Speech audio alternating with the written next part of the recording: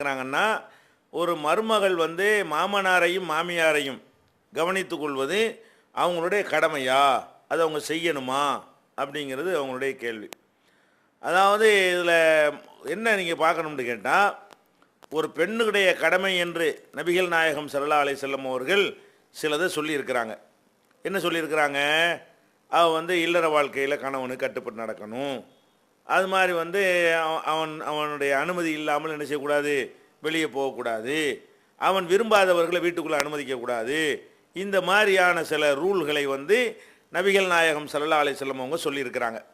அதில் என்ன வரலன்னு கேட்டால், உங்களுடைய மாமனாரை கவனிங்க, உங்கள் மாமனாரை கவனிங்க என்பது மாதிரியான ஒரு கட்டளைகள் என்ன செய்யலை, பெண்களுக்கு வரல.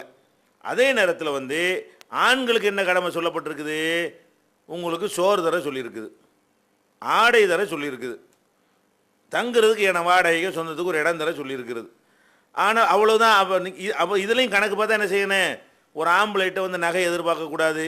அதுக்கு மேலே வந்து மூட்டை மூட்டையாக அடுக்கி வைக்கிறீங்களே பீரோல் நிறைய, அது மாதிரியான விஷயங்கள்லாம் எதிர்பார்க்கக்கூடாது.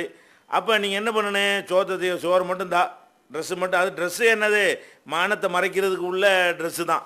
அந்த அளவுக்கு ரெண்டு சேலை ஒரு ஒரு பெண்ணுக்கு போதும் தானே. ரெண்டு ட்ரெஸ்ஸு செட்டு ஒரு பெண்ணுக்கு போதும். சகாபாக்கள்ட்ட அவ்வளோதான் இருந்துச்சு. அப்போ அது மாதிரி வந்து ஏதோ கொஞ்சம் ஒரு அரைக்க அப்படி அரிசி ஒரு நாளைக்கு போதும். அப்போ இந்த மாதிரி கொடுத்து ஏதோ செஞ்சிட்டாங்கன்னு சொன்னால் அது போதும் அப்படின்னு நினைத்தோமையானால் தான் இதுலேயும் கணக்கு பார்க்கணும். அதில் கணக்கு பார்க்குறோம்ல, அதில் கணக்குற மாதிரி என்ன செய்யணும், ஆம்பளையும் கணக்கு பார்க்கணும்ல. ஆமாம், நீ சொல்கிற கரெக்டு தான், நானும் என்ன செய்கிறேன், எனக்கு என்ன கடமையோ அதை மட்டும் செஞ்சுக்கிறேன் அப்படின்ட்டு ஒரு ஆம்பளை நடந்தால் நீங்கள் என்ன செய்யலாம், அது மாதிரி நீங்கள் நடக்கலாம். பெண்கள் அப்படி நடக்கலாம்.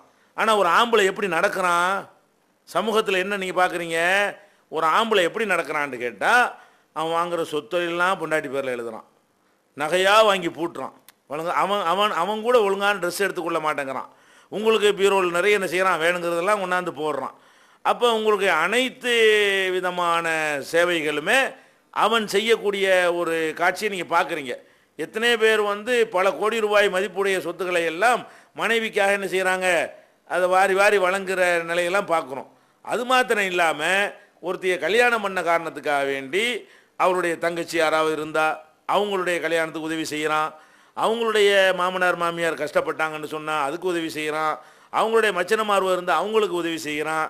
ஒரு பெண்ணை கல்யாணம் பண்ணிட்டோம் என்ற காரணத்துக்காக வேண்டி உனக்கு தான் ஏதாவது தருவோம், உங்கள் உமாக்கெல்லாம் தர முடியாதுன்னு சொல்கிறானா ஆம்பளை சொல்கிறானா?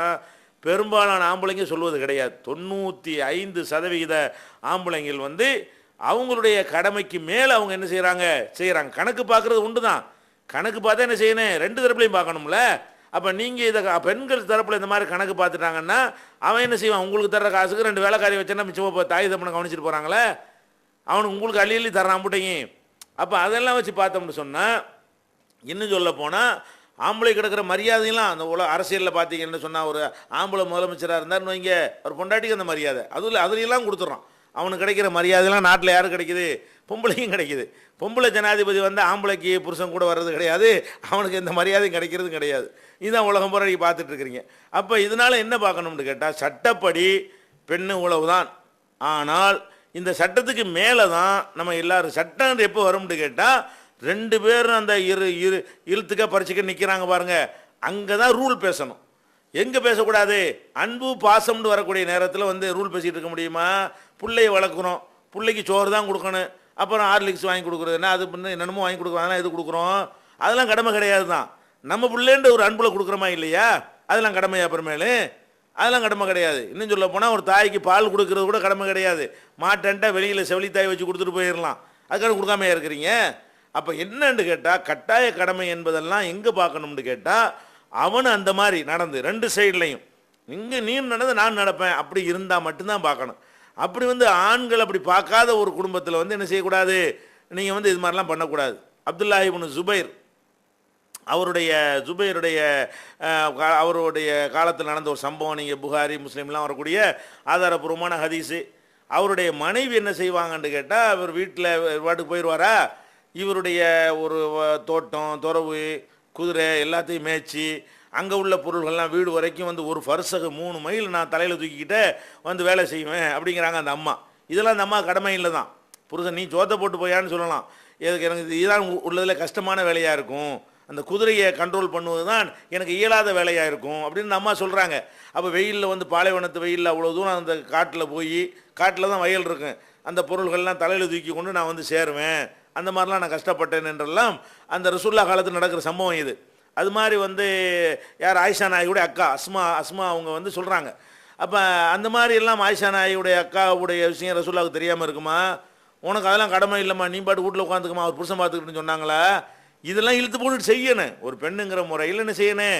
ஆணுக்கு சில கடமைகள் இருக்கான், வெளியே போயிடுறான், அவன் தாய் தந்தை யார் தான் பார்ப்பா? யாராவது ஒரு ஆள் தானே பார்க்க முடியும். அப்போ தாய் வீட்டில் நம்ம ஆம்பளை வீட்டில் தான் தாய் தந்தை இருப்பாங்க, பொண்ணு வீட்டில் இருக்க மாட்டாங்க. அப்போ இந்த எல்லாருமா சேர்ந்தபடி உலகமே சேர்ந்து ஒரு ஒப்பந்தம் மாதிரி போட்டிருக்கும் பொழுது, அப்போ எங்கள் அப்பா அம்மாவும் வீட்டில் இருக்கும்போது யார் கவனிப்பா? நானும் வீட்டில் இருந்து கவனிப்பேன். அப்போ இதெல்லாம் என்ன செய்யணும்? கொஞ்சம் கவனத்தில் கொண்டு பெண்கள் அதை கொஞ்சம் பெருந்தனமே. யார்கிட்ட நீங்கள் இதெல்லாம் சட்டம் பேசணும்னு கேட்டால், அவன் ரூல் பேசுகிறான் பார்த்தீங்களா, உனக்கு இதான் தருவேன், 2 சேலை அடுத்த வருஷம் பிறநாளைக்கு கேளு அப்படிங்கிறான், ஒரு மூக்கு போட்டு வாங்கி தர மாட்டேங்கிறான். அவன்கிட்ட போய் பேசுங்க, சட்டம் பேசணும். அவன் தாராளமாக நடந்தான்னு சொன்னால் என்ன செய்யக்கூடாது? நம்மளை அதுக்கு மேலே தாராளமாக வந்து நடந்து கொள்ள வேண்டும். அதனால் ரூலுங்கிறது குடும்ப வாழ்க்கையில் ரூல் வந்து யாருக்கு ரூல்? அது ரொம்ப முத்தி போன கேஸுகளுக்கு தான் ரூலு. குடும்ப வாழ்க்கையில் வந்து ரூல் பார்க்குறத என்ன செய்யணும்? அந்நியோன்யமாக சந்தோஷமாக வண்டியை ஓட்டணும். அப்படி நினைத்துட்டோமையானால் வேறு யார் நம்மளை தவிர யார் பார்ப்பா? நம்ம மாமியார் தானே, நம்ம வந்து புருஷனை பெற்றவங்க தானே. அது மாதிரி தானே நம்ம வீட்டில் நம்ம தாய் தந்தையரை வந்து என்ன செய்வாங்க? நம்ம அண்ணன் அவன் முன்னாடி தானே பார்ப்பாங்க. இப்படின்ற மாதிரி நம்ம விலகி கொண்டோமையானால் இதில் ஒன்றும் பிரச்சனை வராது. சட்டம் நீங்கள் சொல்கிறது சரிதான், ஆனால் இப்படி சட்டம் பேசுனா அவனு சட்டம் பேசுகிறோம், ஞாபகத்தில் வச்சுக்கிறங்க. அந்த ஜாபிர் அலிலானுடைய சம்பவத்தை கூட உங்களுக்கு போன வாரம் சொல்லியிருக்கிறோம். அவர் என்ன பண்ணுறாரு? பிள்ளைகளெல்லாம் கவனிச்சிக்கிறதுக்காக வேண்டிய கல்யாணம் பண்ணுறாரு. அவர் கல்யாணம் பண்ணும் பொழுது ரசூல்லாட்ட என்ன செய்வார்? அவர் தகப்பனார் இறந்தவுடனே பொம்பளை பிள்ளைலாம் விட்டு மூத்தா போயிடுவார். அப்போ ஒரு வயசான ஒரு அம்மாவை கல்யாணம் பண்ணுவார். ஏன் இப்போ வயசான அம்மாவை கல்யாணம் பண்ண ரசூல்லா கேட்கும்போது, என் தங்கச்சியெல்லாம் இருக்கிறாங்க, அவங்களெல்லாம் கவனிச்சிக்கிறதுக்காக வேண்டி, தலை பின்னி போடுறதுக்காக வேண்டி, அதெல்லாம் வந்து சின்ன பிள்ளைகளாக இருந்தால் சரியாக வராது, அதுக்காக கல்யாணம் பண்ணேன்னு ரசூல்லாட்ட அவர் சொல்கிறாரு. ரசூல் ஸல்லல்லாஹு அங்கீகரிக்கிறாங்க. அது பெண்ணுடைய இதெல்லாம் விரும்பி செய்யணுங்கிறது விளங்குதா இல்லையா? கட்டாய கடமை இல்லை. இதுக்காக வேண்டியெல்லாம் எதிர்பார்த்து என்ன செய்யலாம்? ஒரு கல்யாணம் பண்ணலாம் என்பது என்ன செய்யணும்? விளங்கி கொள்ள வேண்டும். யார் யாருக்கு எந்த ஒரு தன்மை அல்லாஹ் கொடுத்துருக்கிறானோ அதுக்கு தகுந்த மாதிரி குடும்ப வாழ்க்கையில் பெண்களுக்கு தான் அந்த கவனிக்கக்கூடிய தன்மை இயல்பாகவே இருக்கிறது. அவங்க தான் வீட்டிலையும் இருப்பார்கள், ஆம்பளை வீட்டில் இருக்க மாட்டான். அதனால வந்து அவங்க தான் அந்த எல்லா நேரத்திலையும் இருக்கக்கூடியவர்களாக இருக்கிறதுனால, நல்ல அவங்கள்ட்ட தான் இறக்கம், அவங்கள்ட்ட பொறுமை, இந்த குழந்தைகள் மீது அன்பு செலுத்தக்கூடிய விஷயங்கள்லாம் இருக்கிறதுனால அதை வந்து அவங்க இழுத்து போட்டு செய்வார்களே, ஆனால் அது சிறந்ததாக இருக்கும். ரூல் பேசினா 2 பக்கம் பேசிடுவாங்க.